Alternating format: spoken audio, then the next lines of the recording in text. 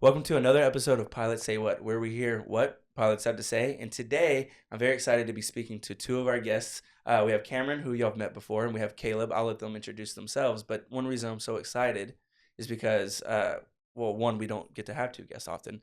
But more specifically, there was an incident recently, maybe it's been about 11 days, where you guys helped an electrical failure, you know, in an emergency situation with ATC. Hopefully, I'm kind of representing that correctly. We'll get more into that later. But first, I'd love to kind of get to know these guys. You already know Cameron. We're going to have Caleb introduce himself as well. Actually, would you like to start, Caleb? Tell us who you are and where you are in your program. My name's Caleb Conklin. I'm currently working on my commercial at Thrust, and Cameron's my instructor. Sweet, sweet. And then Cameron, could you reintroduce yourself a little Sure. bit? Yeah, I'm Cameron Casey. I'm a flight instructor at Thrust. I've been flying for 2 years now and instructing for a little over one. And Sweet. yeah, Yeah, I mean, yeah, I've been. It's been cool to see you like grow in your CFI role a little bit, and yeah. I've been wanting to catch up with you and kind of see how that's going. Anyways, so anything new for you? Well, yeah, I hit my hours. I'm Oh. waiting on a class date and yeah, hoping to take the next step soon, but I'm still enjoying my role here. Yeah, that's awesome. Yeah. Yeah, I mean, well, you're still really deep into your role here. It sounds like because of what we're going to talk about later. But before we move on, uh, I'd like to give a little context to you, Caleb, to make sure that they kind of have an idea of like who we're talking to. You started back around September, right? Yes. Did you always know you wanted to fly? No. I went to school for a couple years, and then I was like, school's really not for me. Yeah. And so I was like wondering what I could do, and I took like a discovery flight, and I was like, I got hooked. Oh yeah, the discovery flight. It's Yeah. funny. That's something we've been talking about lately. How did you do a discovery flight here, and when did you take the discovery flight? No, I'm from New York. I took it back home in like the end of 2022, Yeah. and I was like, I don't know, this is the coolest thing ever. Yeah. It's kind of like when you try something that's difficult and you want to try again. Yeah. You say, I can do better next Yeah. time. That's kind of how I feel already. And I imagine that's how people feel when they want to sign up. Um, so how long did it take after your discovery flight before you like decided you're just going to go ahead and pull the trigger? Probably a couple weeks. I took lessons for a little bit back home, and then I was like, I want to do it quicker, and found Thrust, and then moved to Texas. You know, you're in that position. You're like, I want to fly more than I am now. I want to focus harder on it because it sounds like at this point you're career driven. You want to find a career in aviation. How did you discover Thrust? My mom was actually doing like a lot of research, and she Yeah. would be like, look at this school, look at this school, look at this school, and then like I watched YouTube videos about Thrust, and Yeah. a lot of people like online recommended it, so I kind of looked more into it, and here we are. Here you are. Yeah. Gotcha. Okay, cool. And now you're getting to fly with Cameron. Yeah. Okay, I want to ask this question though. Did you know there's a YouTube video up? It's been up for a few days, just a few days. I think it has like, I don't know, 130,000 views or something, but it's mostly just ATC. There's a little bit of stuff going on, but some people are saying y'all are heroes. How do you feel about that? Yeah, we're definitely not heroes. But it is heartwarming to like see the response in the comments. It's really awesome to see that it's all been positive and that we had a positive outcome out of it. I think it's fair to call the controller that, Yeah. and I think it's fair to call the pilots that landed the plane in that condition that, but we didn't do anything crazy. No, I feel like any normal person would have helped if the controller asked. Like if Mhm. there's an emergency, you're not going to be like, nah. And that's what I was listening Yeah. to when I heard her reach out to you guys. But you guys did handle that very well. It seemed like. I mean, again, you're just communicating well. Maybe. Well, I guess before I put any commentary in there, can you kind of explain what happened? Yeah, we were flying and we were near Lufkin. We were going from Addison to Lake Charles, and we were like about halfway there. At 7,000 feet, which was our cruising altitude, and then yeah, the center controller came on and said that there was an emergency aircraft, just like the Boss Aviation recording has it, and she asked if we could turn the lights on, and then Yeah. Turning the lights on. What I heard her ask that. Can you guys turn on the runway lights? What does that mean, really? Is it on your plane or like Okay. are you able to? Yeah. Well, like at an untowered airport at night, their lights are usually not on all the time. So with on the frequency, you just tap the mic and it will like turn on the lights. I didn't even know that. I didn't know Yeah. that you could do it that way. And yeah, to build off of what Caleb said, like the lights have varying intensities. So if you click the mic 7 times when you're near the airport, it will turn on the maximum brightness, and then 5 is the medium, and then 3 is the lowest. Okay. But the reason Center was having us do it is because it doesn't work unless you're the aircraft near the airport. Like she Mm, can't tune into that frequency and cue the mic because she's too far away. okay. So So from her perspective, she's having an issue on her hands. She wants to make sure that this incoming aircraft has lights to be able to see the runway, right? yeah. And she sees you guys are the most nearby aircraft. It seems like Mm-hmm. reaches out to you guys and asks if you can help turn on the runway lights once you get within range. Um, from her perspective, when did how did she know that this was going on? How was she aware of the other plane? So I'm assuming that they declared an emergency with whatever other frequency they were on, Hmm. and then ATC works together and passes.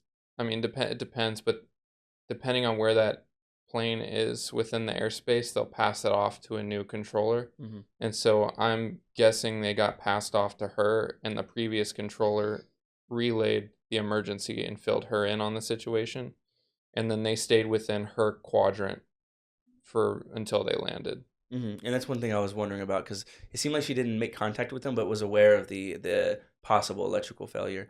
Um, and obviously there's like more of the story, but can you talk to me a little bit about there's training around electrical failures, right? I saw maybe in the comments and in the description that's that's kind of a difficult maneuver. Can you talk to me about that a little bit? Have you done that yet? I mean, we like simulated. Can you tell me how that works and how that's supposed to go? An electrical failure has a spectrum of seriousness. Uh-huh. In their case, it was like the most serious issue because if we like is a thrust plane in a single engine Archer in a training flight flying under visual conditions during the day, talk about like the least serious, like it's not even an emergency really. Like you Hmm. just land visually, you run a checklist, you us in our plane we have typically like an hour give or take of electricity before our batteries fail. Hmm. And within that hour we have only a very limited amount of comm usage. So for us, it wouldn't be a big deal during the day, but for them at 41,000 feet in a jet with a dual generator failure in instrument conditions, where lots of their instrumentation is tied to the electrical system and their flaps potentially, and I mean, potentially the landing gear. I'm not familiar with the Phenoms schematics, but it's like very, very serious Hmm. because if I mean, they have a set of standby instruments that'll, you know, potentially stay on until they land, but it's usually half of what you have with a full uh, working electrical system. So basically, you lose. I mean, the majority of your control over your aircraft at some point Yeah, in worst case scenario, you lose your radios in instrument conditions at night, and without you lights on the potentially runway. lose the ability to shoot an like you could potentially worst case scenario not be able to shoot an instrument approach, and then you're just flying blind in the dark in a jet that costs $20 million and is like full of fuel and people. So theirs was like as serious as it gets. Really, it's very uncommon too. Like I don't know. It'll be interesting to see what if anything comes out and diagnoses what happened. Exactly. I saw that people were trying to get in contact. That the person that posted that video was trying to, or the channel was trying to get a hold of the ATC or maybe even the people with the aircraft so that they can understand more about what happened. But in this scenario, it's about as serious as it gets. Um, when when this call comes in, sorry, this radio comes in from ATC, you hear this and you hear this. Like, what's their first thought when they say, "Hey, we have this thing going on"? Like, what's your first thought? We wanted to help, but I was also intrigued by it Yeah, because because like you're. it's very uncommon, Mhm. and we were still like cruising along, but we still were like wanted to know what was going on and what was gonna happen. Right. Yeah. Right. And then for you as an instructor too, what goes through your brain? Honestly, I don't think we understood the seriousness of it at the time. Yeah. Like we just um yeah, we were in a position to help and we just didn't think twice about it. Yeah. The controller, she did great. Yeah. And you guys were of help. It sounded like when I was listening. So fast forward. What's her first request so that I can understand how it happened? You can maybe continue after her reaching out. She just said, "Hey, I have a question," Yeah. and we were like, "Yeah, what's up?" Yeah. And she said, "Can you guys like see if you can turn on the lights here?" And we were pretty far away at that point, so we didn't know if it would work. Mhm. And so we were like, as we get closer, we'll keep trying. And Mhm. then she asked us to descend lower to see if the lights actually had turned on, and we did. And then she asked us to do like a 360. Mhm. But we were still like listening as she was helping them. And that's what I wanted to know if the frequencies had changed or not, if you were able to kind of see it unfold or listen to it unfold. But you basically got close enough to turn on the lights, and then what happened? What goes on with the jet? Did they make contact with the jet? Yeah, we could hear him and her talking. And what did he say? Do you remember? I don't know if you listened back to the thing. You Yeah, know, he said he had an said their emergency. call sign and was basically with them, and that he had an electrical failure. Okay. And then they started to kind of troubleshoot, like what's the best airport for them, and she started giving them vectors to land at Lufkin. I heard him. She was trying to get a hold of him, and he couldn't get a hold of him for a while. Yeah. Is that because of a range thing or because of the electrical issue? Do you know how that works? Could have been both, Yeah. but I'm thinking it was probably the electrical issue because they were within the vicinity of her. Right. They probably had to, I don't know, run some checklists and get tuned into the right frequency. Okay, gotcha. Because I heard him say when he finally came on to the radio, he's like, "Hey, we have a total electrical failure." And Yeah. to me, that was like, "Oh, that is actually a little alarming." But she was ahead because of whatever information she received beforehand.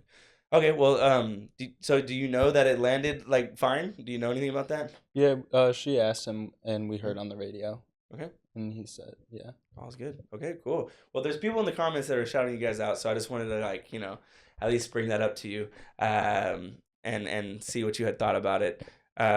In a situation where you have total electrical failure in something like a Piper Archer, what we train in here, what kind of situation would that have been like for you guys? Because it's a lot more mechanical, in a smaller plane like that. Do you know how that's supposed to go? Any tips on people who are having electrical failures? Um, there's a lot of videos of people in similar planes to us that have electrical failures. People that like GoPro themselves, and Hmm. it just depends on the situation. Everybody has a checklist to run, Hmm. and some planes have backups or more redundancies than we do, but it's like I was saying before, it's if it's in visual conditions and you're not in class Bravo airspace, you're just cruising around, then you just kind of play it by ear and you land it as soon as practical. Hmm. But if it's in IMC and it's like clouds down to the surface, and that's extremely like serious. Hmm. And you just kind of go for it, right? But doesn't seem like something. It doesn't seem like you said very common. Well, I'm glad we got into it, and understand that situation a little bit. If people want to look that up, what's the name of that channel one more time? Do you remember? Yeah, Voss Aviation, and then a guy named Captain Steve made a video yesterday too on it. Yeah. Okay. Cool. I had to check those out. That's just for people who are wanting to kind of understand how these things go. Sometimes they get kind of serious, but it was an interesting video to listen to. For you guys, you're working on your commercial. I guess I don't really know how to transition out of that. I should have maybe saved this. Yeah, well, just to include it, AirShare called the school, and uh, we got a hold of them, like the plane that had the emergency, and they said they like thanked us, and we Mhm. got to talk to them a little bit, and that was a really cool experience. That's Yeah. pretty cool. Yeah, and that's just before you got around the same time that you're looking for the next step in your career. So you get We to were leave thrust of joking. the story, is what I'm Yeah, saying. We made, yeah, yeah, like you said, we were joking about that. Yeah, yeah. yeah. Being able to leave before with something under your No, like belt. you can, they can thank both of us by giving us jobs. Yeah, right. Maybe. Yeah, Hey, if you ever need a yeah, pilot, I'm looking for a yeah. position. um, do, do you have like a goal for yourself? Somewhere you're looking to go after leaving thrust? My goal is to log turbine PIC time. So Okay. wherever I can do that, that's my goal. And right now, hopefully it's at a regional somewhere. Yeah, that'd be fun. Man. That sounds Yeah. good. That way, I mean, that's just the natural next step. Did you do any cadet programs or anything like that? I didn't. You No, and I didn't? regret that. Yeah. I've been meaning to talk to Caleb. Yeah. But I've heard people talk about the cadet programs nicely. They change a lot because they fluctuate with the industry. When demands go up, they incentivize pretty well with the cadet programs. It sounds like, and then they still kind of linger around when demands go down. But it's cyclical. It sounds like. Yeah. Um, I told myself when I was in Caleb's shoes that I was too inexperienced to apply for a cadet program, that, I wanted to wait until I got a couple hundred, 500 to 1,000 hours to apply. And that was a mistake. I definitely shouldn't have done that. My thinking was, who would want a guy that doesn't have a whole lot of hours, that doesn't know a whole lot, that's just out of flight school. Like, my thinking was, like, I don't feel adequate to mhm. apply to a cadet program. But the misunderstanding was that that's exactly the type of people they're looking for. Yeah. And it can't hurt to be a part of one, Hmm. unless you accept money and then are tied to that airline, which a lot of people, that ends up happening. Like, they'll take like a $15,000 bonus, and then all of They're a sudden committed. another airport or another airline's hiring, but they can't apply to them, because if they did, they'd have to pay back money they don't have. Hmm. That So makes that's sense. the only time. Otherwise, another, like, there's a guy named Britton who just got hired at Republic. He had restricted ATP at 1,000 hours, and he got hired there at 1,000 hours, Yeah. versus people that aren't a part of the cadet programs are having to, you know, Wait around. work quite a bit longer after they hit their minimums. It depends, though. There's people that are in cadet programs that, wait the same amount as those that aren't. But Right. It's let's say you get to a stage where you're at around 1,500 hours yeah, or so. I'm not sure exactly if you're doing it a different way of going about it, but let's say someone's getting up there in their hours. Is it too late to become a part of a cadet program, or is it? yes, Yeah. It's, yeah, and that's what I also didn't know, is that generally, like, most cadet programs want people that are at like 750 or under on hours. okay. So if you try to apply to one at like 1,000 or 1,200 or something, you're just uh gonna get told to apply as a first officer whenever you're qualified for. It's interesting. I didn't know that either. I Yeah. hadn't heard that yet. So for anyone who's listening, if you're early on in your training, that's actually the best time to become Yeah. part of a cadet program. It's not about becoming adequate. It's about them having people in the future. That's Uh, exactly it. Yeah, they yeah, want like to be able to plan years in advance. yeah, that makes sense. Yeah. They need a pipeline of it, right? Yeah. Do you have goals for when you're done with your flight training? Do you have like a vision for how you want your career to go, or are you just kind of figuring it out? I'm just kind of figuring it out. I don't Yeah. know if I want to stay here, like go back home, or Gotcha. yeah. 6 months in though, how are you feeling? Oh, I love it.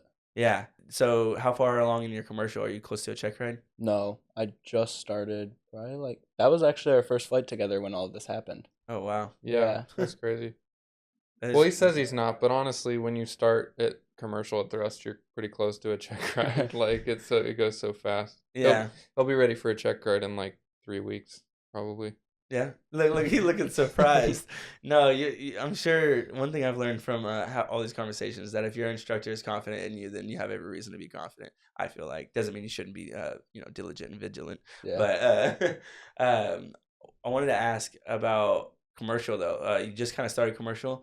Is there something about commercial that you find maybe a little bit difficult coming out of instrument and private? The standards are more strict than private, Mm-hmm. and you learn a lot more. You learn a few maneuvers that are. I mean, they sound difficult, but when he showed me, it doesn't seem as hard as that, like as you would think they are. Yeah.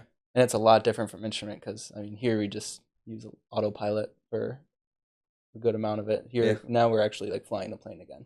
Yeah, okay, I see what you're saying. I hear some of the difficulty that people have is adjusting to not using their instruments and relying more on like situational awareness and your sight picture because you start to learn how to fly the plane in private and then an instrument you like learn how to use the tools and then like stepping out of using the tools some people find difficult. Are you experiencing any of that? I can see where it could be difficult. Like Yeah. I like looking at my instruments, not Mhm. usually just I don't stay visual, Hmm. which is probably not a good thing, but That's something that y'all, I'm sure. Yeah, that's part of the training for commercial. What do you see that with students? Yeah, it's like the double-edged sword of flying with a G1000, is the screens are so big, and the kind of like sun protector like dashboard thing we have in the plane, you have like almost more screen than windshield. Yeah. So it's like a constant. You just have to constantly be like, look outside, and break the habit. I had that habit when I started. Yeah, yeah, It's that makes just tough. sense. Yeah. What are some of the things like? I'm wondering what kind of motivations are there behind like, hey, keep your eyes outside the plane. Like, why is it so important? I mean, I think there's some obvious answers, but I mean, we have ADSB in, so we can mhm, see, and we operate within like DFW, so we can see most people have uh, transponders and ADSB out, so we can see them on our screen. But if you get so used to looking for traffic on the screen and not outside, then when you end up in a spot that's not full of people that have that equipment and they're mhm, just kind of flying around not talking to anybody, then you open yourself up to like potentially having a midair because you're not looking outside yeah, that makes and you sense. don't have your screen to warn you. And I just wanted that to be said for the record because I think that's people are like, well, the instruments are there. I do it during instrument. What's the difference? Yeah. Because there's a lot to miss. There's a lot to Yeah. miss. Um, when you were training for your commercial, and let's say you were in his position, uh, like I'm assuming you feel like a completely different person, sort of a completely different pilot. Yeah. Um, what would you say it was kind of like then versus now for you, being someone who started their commercial and then getting to where you're at now? Yeah. Well, I tell people that too that are in, studying to do CFI, and like your proficiency and skill level explodes when you start flying like 3 to 5 times a day, 5 times a week, versus when you were a student, you're flying. Caleb flies once a day, and that's considered pretty good. Yeah. Um, like it's just a lot to thrust accelerated program is fantastic, but the commercial program in itself is extra fast. It's 47 hours of flight time when there's some sim time splashed in there. Um, but it's a lot to ask of somebody to be a really good pilot in 47 hours. Yeah. So just making the most of every lesson is super important, like preparing for it, Mhm. thinking about it, like visualizing it beforehand because you only have that super small window of time. So Mhm. you're gonna like it's kind of crazy. Like all these ratings, it feels like I took the check rides and I passed them, and like I never felt like I was really, really prepared for them. It, Mhm. it always just felt like there was a chance it could blow up in my face, and it always felt like the DPE passed me. Like looking back, it was like the DPE saw something that was like, all right, this person might not be the greatest now, but I trust in them enough to like give them the rating and let them continue progressing. It's like now that I have, I have like 1,600 hours now. It feels like now I've earned the rating. Mhm. Now I'm the commercial pilot that I wish I was back then. Right. That's kind of like what you think you have to be in order to get that rating, but the ratings is a test, right? Yeah. Like you can do it. It doesn't mean you can't get better. Yeah. I Yeah. always tell people it's like the DPE is giving you their badge that like, hey, I trust that this person will eventually be a very good pilot. Not that they don't have the skills to meet the ACS standards, but like There's a this is difference. somebody that I think will continue progressing and get good. And That makes sense. The commercial rating is really accelerated here at Thrust. yeah. It kind of is that separate from our examining authority? Like what's so Yeah. accelerated about it? It is. So normal part 61, which is what Caleb was doing before he came here, is 250. You need 250 hours of total time in a plane. For commercial? Yeah. So that's 125 more than the regular Part 141, which is where Thrust has examining authority. The normal Part 141, which you would find at like North Dakota or Embry Riddle, is 150.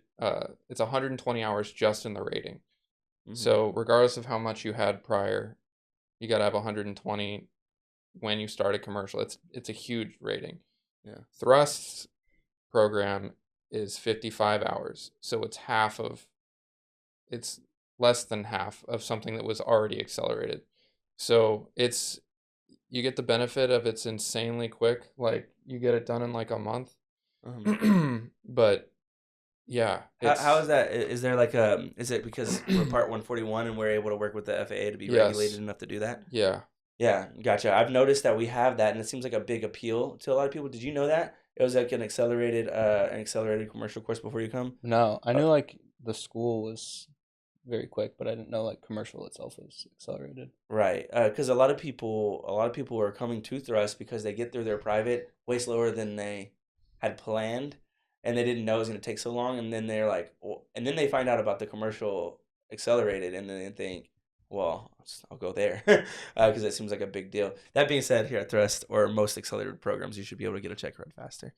Yeah. Do you have any tips for people preparing for the next check ride? I guess based on what you were saying, like showing up to a check ride and making sure you meet the aeronautical and like aeronautical experience and the knowledge experience, like it's your instructor's duty to make sure that you've done that. Like that's their job.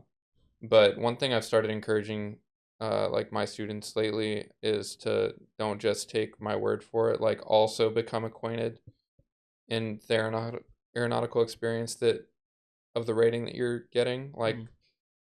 Like know if the DP asks you, "Hey, why do you deserve to sit in front of me today?" Like you should be able to be like, "Well, it's because I did this. I met this syllabus, or I see 61-129. I did all that." Like Mm-hmm. Is that that. because is that coming from like a personal experience thing, like in the past, like you're thinking about ways to feel confident in your check ride and be able to answer that Yeah. kind of question? Well, it's like I just think, and myself included, is we rely on our instructors a lot to make sure we're meeting these requirements and doing the right thing. And like you said, it's not completely uncommon for people to show up to a check ride and it's like, well, you did this cross country, but you did it in the wrong order, or you didn't fly it you flew 249 miles instead of 250. And now there's the check ride's invalid, they can't do it. Versus so just like students knowing what they have to do to get the rating, it's just a way of redundancy and a way of like demonstrating like, hey, I really deserve to be here. I know exactly what's required of me. Mm-hmm. I really wanted to be able to hear from you guys as student and instructor a little bit, especially given that there's some stuff on the internet right now around that electrical failure, and I just wanted a little insight there uh, for people who may be looking for it. But I know that you're gonna be looking for maybe your next step. So before you go, let us know how that's going.